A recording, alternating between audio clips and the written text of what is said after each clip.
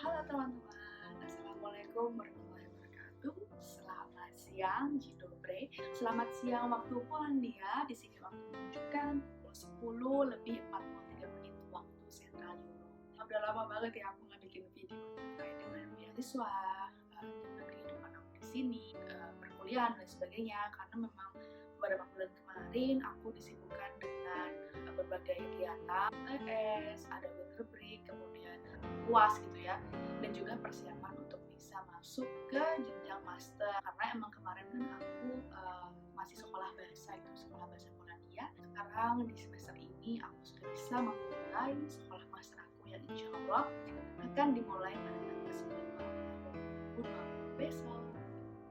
Nah, karena aku pindah sekolah, kampus aku ini beda kota dengan sebelumnya, jadi aku harus pindah dormitory.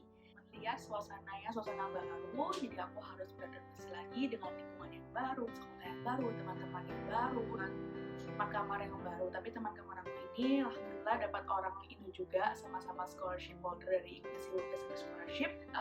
Enak gitu ya, lebih enak untuk beradaptasinya. Nah, untuk di video kali ini, aku mau sedikit sharing terkait dengan beasiswaku, sama terkait dengan sistem sekolah bahasa, bagaimana aku bisa memotong sekolah bahasa aku 1 semester aja yang harusnya 2 semester.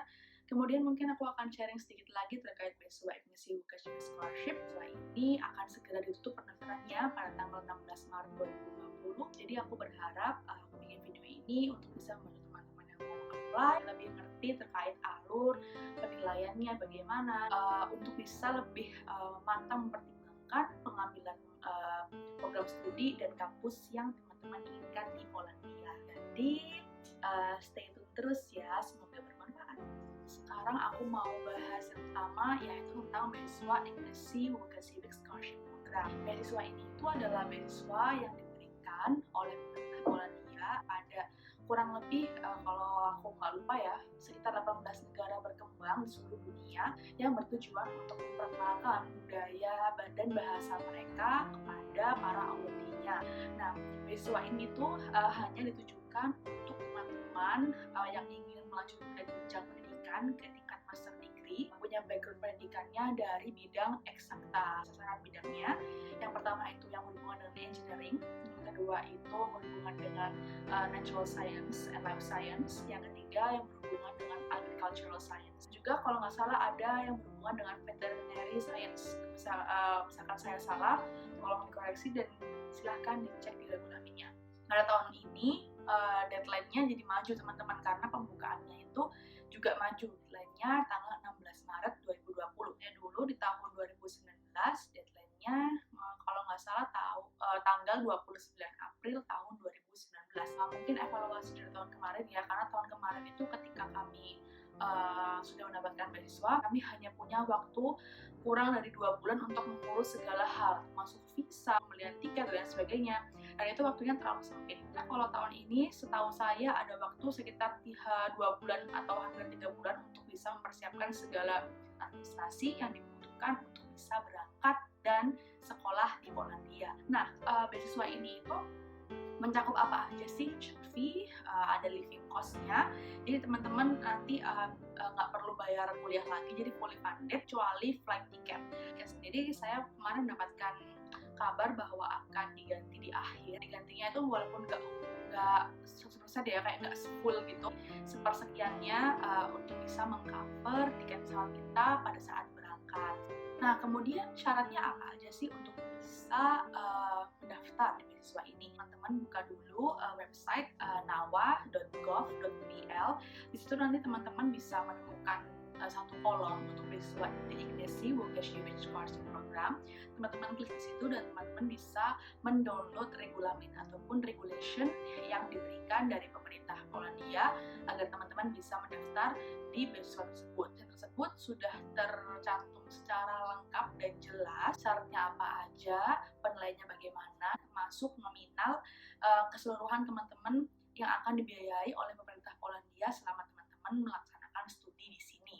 Nah, kira-kira cukup nggak sih uang beasiswanya itu untuk menghidupi kita selama kita di Polandia? Kalau menurut pengalaman saya dan kakak-kakak kami di sini sih cukup-cukup aja, bahkan kami masih bisa menabung. walaupun beasiswa ini nominalnya nggak sebesar LPDP ataupun nggak sebesar Erasmus Mundus, menurut aku sih beasiswa tersebut cukup banget untuk bisa menghidupi kami di sini. Gantung teman-teman bagaimana memanajemen keuangan dengan baik dan nggak boros-boros dari suka belanja. Di Polandia ini biaya hidupnya nggak sebesar negara-negara Skandinavia yang lain, ya masih 11-12 dengan Jakarta ya untuk biaya hidupnya. Nah, setelah teman-teman melihat regulamin tersebut, teman-teman akan mendapati syarat yaitu research proposal. Nah, untuk research plan sendiri ini ada beberapa kriteria yang bisa teman-teman cek.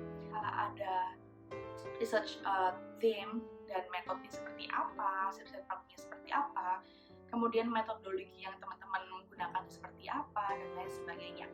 Nah, untuk research sendiri ini teman-teman perlu banget aware ya, harus sangat aware sih menurut aku. Pengalaman kami kemarin, aplikan yang tahun kemarin apply itu ditolak karena memang researchnya nggak linear dengan bidangnya dia, atau tidak memungkinkan untuk dilaksanakan di Polandia. Maksudnya nggak memungkinkan, mungkin aja memang tidak ada bidang tersebut di Polandia, kampusnya memang nggak bisa linear gitu ya dengan bidangnya dia. Di sini sebelum teman-teman membuat ide-ide brilian untuk research proposalnya, lebih baik bahwa teman-teman bisa mengecek terlebih dahulu nih, kira-kira tema research aku ini linear nggak ya dengan bidang S1ku, kampus yang aku tuju ini bisa nggak ya, ataupun pernah nggak ya, atau ada nggak ya laboratorium yang bisa mengcover researchku ini, profesor yang memang linear dengan bidang yang aku pilih ini, dan lain sebagainya. Seperti itu.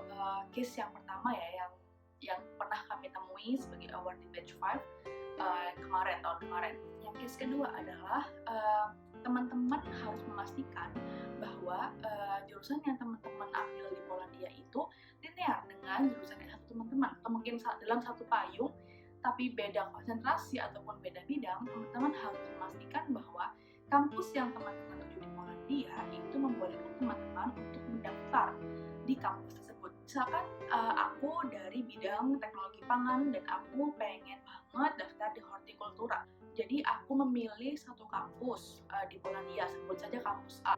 Di situ aku menanyakan kepada pihak kampus apakah aku diperbolehkan mendaftar atau tidak. Kampus mengatakan, oh iya silahkan mendaftar, tapi nanti mungkin Anda akan melewati beberapa asesmen untuk menyesuaikan dengan bidang studi kami, seperti itu. Tapi ketika memang pihak admission teamnya dari kampus tersebut tidak membolehkan, maka tugas teman-teman adalah mencari opsi lain sampai ketemu yang sesuai dengan bidang teman-teman, dan jangan lupa make sure kepada admission teamnya bahwa memang bidang tersebut membolehkan teman-teman untuk mendaftar. Kan kami punya kasus di batch 5 ini, ada salah satu awardee yang harus mengundurkan diri, bidang S1-nya tidak linear dengan bidang S2 yang ingin diambil, terutama di Polandia ya, karena memang ternyata sistem di Polandia ini untuk bidang tersebut S1-nya harus linear dengan S2-nya, seperti itu. Memang teman-teman harus sangat amat cross-check lebih dalam terkait bidang teman-teman masing-masing.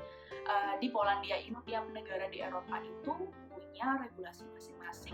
Jadi nggak bisa disamain. Misalkan di Jerman, oh di Jerman ini bidangku bisa ke semuanya kok, nggak harus ke yang satu bidang. Yang Polandia kok nggak bisa, ya itu memang punya regulasi masing-masing ya teman-teman. Nah, kemudian yang ketiga yaitu pastikan semua persyaratan yang diminta oleh pihak beasiswa teman-teman sudah penuhi semua. At least di proofreading ke beberapa teman-teman kalian yang memang punya kapabilitas misalkan untuk pengecekan bahasa Inggris, teman-teman punya tutor bahasa Inggris yang bisa diminta ya tolong untuk mengecek semuanya. Dan yang paling utama sih menurut aku adalah dosen skripsi teman-teman yang mengerti performa teman-teman selama teman-teman melaksanakan research di S1. Dan juga yang nanya kayak gini, Kak, kira-kira kalau misalkan research proposal kita dari aplikasi pengen berubah gitu ketika S2 di kampus, itu boleh apa enggak sih? Jawabannya adalah boleh banget. Bahkan kampusnya pun bisa berubah tergantung ketersediaan dari bidang studi, dan karena akan banyak faktor yang teman-teman temui di sini yang bisa merubah plan-plan tersebut. Aku sarankan teman-teman dari sekarang punya plan A sampai plan C lah, at least terkait dengan kampus pilihan teman-teman yang bisa teman-teman masukin ketika teman-teman nanti lolos di beasiswa ini. Dan nanti teman-teman di Polandia akan menjalankan satu program sekolah bahasa atau biasanya kita bilang Szkoła Języka i Kultury Polskiej, sekolah bahasa dan budaya Polandia. Aku menjalankan menjalankan kewajiban sekolah tersebut selama kurang lebih 1 semester, 4-5 bulan lah ya, di Katowice. Itu adalah salah satu ibu kota provinsi Śląski di Polandia. Nah, sejujurnya aku waktu awal-awal tuh mikir kalau sekolah bahasa ini bakal ngebosenin gitu, karena emang jujur aku nggak kepengen sekolah bahasa dulu, pengennya langsung master aja kayak gitu, karena sekolah bahasa itu akan memperpanjang masa gap year-ku sebelum aku memasuki dunia master degree. Tapi setelah aku masuk ke dalamnya, mulai mendalami bahasa ini, ketemu sama teman-teman yang asing dari negara-negara lain yang juga merupakan awardee dari beasiswa yang diberikan oleh pemerintah Polandia. Selain dari teman-temannya, aku juga ngerasa bahwa dosen-dosennya sangat amat suportif. Kalau kita nggak ngerti, kita disuruh nanya, dan misalkan kelihatan gitu ya kalau kita bingung, beliau langsung kayak nggak segan-segan untuk nanya, kamu nggak bisa di bagian mana, supaya kita bisa lebih dibantu dan dikasih kayak training khusus sendirian gitu, bisa lebih memahami bahasan yang memang kita kesulitan untuk menyerap materi tersebut. Oke.